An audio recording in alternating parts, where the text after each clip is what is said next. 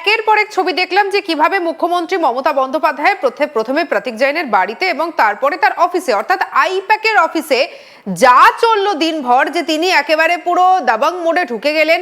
ED তখন red করেছে, তখন রেড চলছে এবং সেই রেড চলার পরে মুখ্যমন্ত্রীকে আমরা দেখতে পেলাম যে তিনি একেবারে সমস্ত ডকুমেন্টস নিয়ে বেরিয়েও এলেন।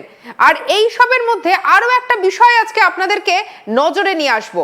আপনাদেরকে জানাই যে জেপি নাড্ডা যেখানে বৈঠক করছিলেন, অর্থাৎ যে হোটেলে তিনি বৈঠক করছিলেন, তার থেকে আইপ্যাকের অফিস অর্থাৎ এই যে সেক্টর 5-এ আইপ্যাকের যে অফিস, সেই দুটোর মধ্যে কিন্তু ডিস্টেন্স খুবই কম।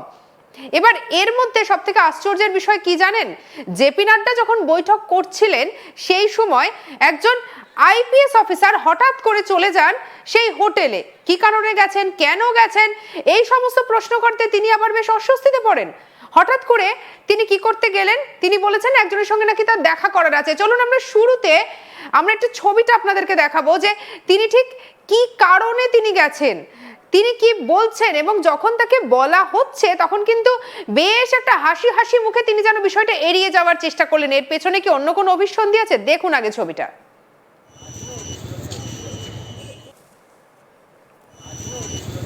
এই যে তিনি বেরিয়ে যাচ্ছেন, এটা হচ্ছে সেই ছবি। জেপি নাড্ডার যে বৈঠক স্থল, যে হোটেল, সেই হোটেল থেকে তিনি বেরিয়ে কি বলেছেন শুনুন।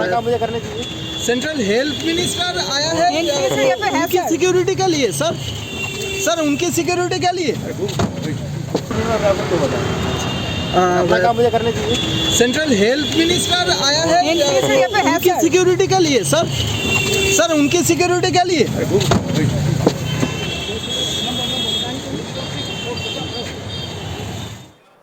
এই যে ছবিটা আপনাদেরকে দেখালাম, সুমিত কুমার এই আইপিএস অফিসার, তিনি ঠিক কি কারণে এসেছিলেন তাকে যখন প্রশ্ন করা হচ্ছে তিনি হাসি হাসি মুখে বিষয়টা এড়িয়ে যাওয়ার চেষ্টা করলেন।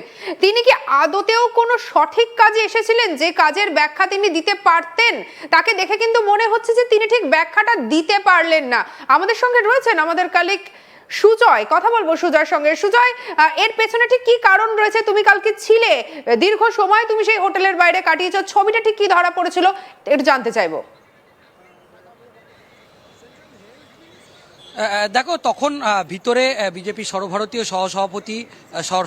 সভাপতি জেপি নাড্ডা এবং কেন্দ্রীয় স্বাস্থ্যমন্ত্রী, তিনি সেই মুহূর্তে কিন্তু একেবারে রুদ্ধদ্বার বৈঠক করছেন এবং সেখানে বিজেপির একেবারে শীর্ষস্থানীয় সব নেতারা, মানে শ্রমিক ভট্টাচার্য, সুকান্ত মজুমদার থেকে শুরু করে বিজেপির সব স্তরের নেতারা সেই সময় উপস্থিত।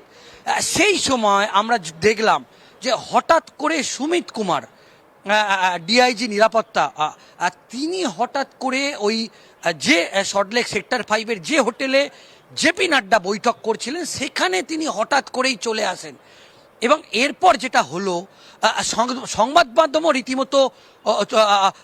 রীতিমতো তারা চমকে ওঠে এবং সব স্তরের মানুষ তাকে যখন দেখতে পায় যে তিনি হঠাৎ করে গাড়ি থেকে নেমে জেপি নাড্ডার যেখানে বৈঠক হচ্ছে যে হোটেলে, সেখানে তিনি যাওয়ার চেষ্টা করেন। তারপর তিনি সংবাদ মাধ্যমে যখন ক্যামেরা তিনি দেখেন, তাকে সরাসরি আমরা প্রশ্ন করি, তখন তিনি বলেন যে তিনি কারো একজনের খোঁজে এসেছেন। এবং যখন সমস্ত সংবাদ মাধ্যমের ক্যামেরা সেখানে পৌঁছে যায়, তিনি হঠাৎ করে তিনি জাস্ট ওই একটা কথা বলে, এবং একেবারে যে ছবি যদি তুমি দেখাও, তিনি যেন অস্বস্তিতে পড়ে যায়। এবং আমরা যেটা দেখলাম যে তারপর তিনি নিজের গাড়িতে উঠে সঙ্গে সঙ্গে সেই জায়গা কিন্তু ছেড়ে চলে যায়। কিন্তু দেখো, একটা বিষয় তো একটা রহস্য বলা যেতে পারে। সেই মুহূর্তে ইডির রেড চলছে, গোটা রাজ্য রাজনীতি উত্তাল বলা যেতে পারে। মুখ্যমন্ত্রী মমতা বন্দ্যোপাধ্যায় সেই মুহূর্তে আমরা দেখেছি সংবাদ মাধ্যমে তার কিছুক্ষণের মধ্যেই তিনি সাংবাদিক বৈঠক করছিলেন। সেই মুহূর্তে রাজ্য সরকারের বা রাজ্য প্রশাসনের একজন শীর্ষস্থানীয় আমলা এবং একজন আইপিএস অফিসার, তিনি সেখানে কেন পৌঁছে গেলেন, দেখো সেটা নিয়ে কিন্তু এই মুহূর্তে একটা রহস্য ঘনীভূত। সুজয়, একটা বিষয় বলো যে সময় ঘটনাটা ঘটেছে, আমরা জানি যে কালকে সে সময় তখন ইডি রেড করেছে আইপ্যাকের অফিস।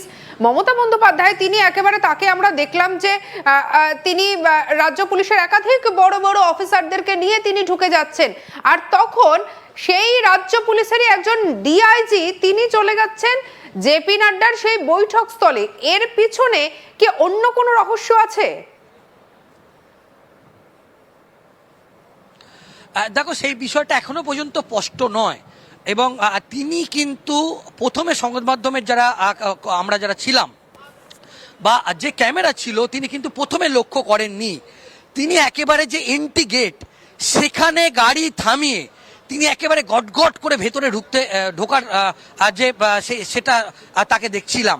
তো যখন আমরা সংবাদ মাধ্যমের যখন আমরা যারা ছিলাম আমরা কিন্তু প্রথমেই তিনি গাড়ি থেকে নামলেই তাকে আইডেন্টিফাই করি। দেখো, যেহেতু আমরা জানি যে এই লেভেলের একজন শীর্ষস্থানীয় অফিসার, তিনি হঠাৎ করে কেন পৌঁছে গেলেন বা এটা কি অন্য কোনো প্ল্যান বা পরিকল্পনা? আমি একটা বিষয় একটু জানতে চাইবো, তাকে যখন তোমরা প্রশ্ন করলে যে আপনি কেন এসেছেন এখানে, তিনি বলছেন একজনকে খুঁজতে এসেছেন। মানে বিষয়টা, উত্তরটা শুনে মনে হচ্ছে না পুরোটাই যেন একটা এড়িয়ে যাওয়ার প্রচেষ্টা? তিনি একজনকে খুঁজতে এসেছেন, তাও এভাবে এত বড় লেভেলের একজন আইপিএস অফিসার, তিনি একজনকে খুঁজতে এইভাবে এসেছেন এবং প্রশ্ন করতে তিনি গাড়িতে উঠে চলে গেলেন। একেবারেই তাই, তুমি যেটা বললে একেবারেই তাই। তাকে কিন্তু আমরা যেটা দেখলাম যে যেখানে মিটিং হচ্ছিল সেখানে বিধাননগর কমিশনারেটের গোটা এলাকায় প্রচুর পরিমাণে পুলিশ মোতায়েন ছিল এবং আমরা যেটা দেখলাম যে একেবারে বিধাননগর কমিশনারের শীর্ষস্থানীয় পুলিশ আধিকারিকরা ছিল। কিন্তু কি এমন বিষয় হলো, এবং তুমি যে কথাটা বললে একেবারে একমত যে সেক্টর 5-এর যে আইপ্যাকের অফিস, তখন কিন্তু ইডির যে তল্লাশি চলছে তার থেকে এই জেপি নাড্ডার যে বৈঠক যেখানে করছিলেন তার দূরত্বটা কিন্তু বেশি, মানে খুব একটা বেশি নয়। এবং আমরা দেখছি যে কালকে কিন্তু মানে একটা মানে হাই ভোল্টেজ দিন ছিল, এটা বলতেই হয়। যে রাজ্য সরকার বা রাজ্য প্রশাসনের একজন এই গুরুত্বপূর্ণ একজন অফিসার, তিনি কেন এসেছিলেন বা তিনি কাকেই খুঁজতে এসেছিলেন, এবং যদি তিনি কাউকে খুঁজতে আসেন তাহলে তিনি হঠাৎ করে কিন্তু কেন জায়গা ছেড়ে তিনি বেরিয়ে গেলেন? দেখো, এইরকম নানা অনেক প্রশ্ন কিন্তু এই মুহূর্তে ঘনীভূত হচ্ছে। এবং তিনি যখন ক্যামেরা এবং মানে ক্যামেরার সামনে তিনি কিন্তু বেশিক্ষণ দাঁড়াননি, তারপর তিনি গাড়িতে উঠে চলে যায়। এবং এখন এটাই প্রশ্ন যে তিনি কাকে খুঁজতে এসেছিলেন, এবং যেখানে বিজেপির এরকম একটা সর্বভারতীয় সভাপতি তিনি যখন বৈঠক করছেন এবং বিজেপির একেবারে ফুল টিম সেখানে উপস্থিত, তাহলে কি অন্য কোনো প্ল্যান ছিল বা প্রশাসন বা একজন শীর্ষস্তরীয় একজন নেতা হয়ে তিনি কেন সেখানে পৌঁছে গেলেন, সেই বিষয়টা এখনো পর্যন্ত কিন্তু